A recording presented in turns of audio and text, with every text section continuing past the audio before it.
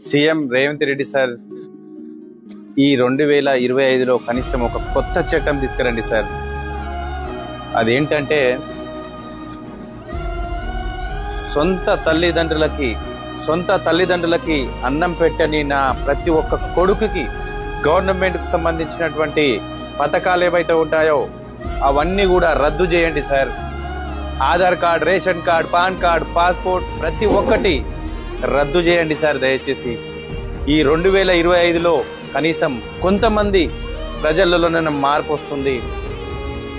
తల్లిదండ్రులు ఉన్నప్పుడు ఎవరు పట్టించుకోరు, చనిపోయిన తర్వాత ఆస్తుల పంపకాలని, ఉన్నటువంటి డబ్బు పంపకాలని ప్రతి ఒక్కటి చేస్తుంటారు సార్.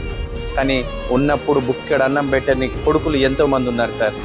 ఈ 2025లో ఈ మార్పు వస్తే ఖచ్చితంగా ఆ పేరు మీకే వస్తుంది సార్. ఈ యొక్క కోరిక నాది కాదు సార్.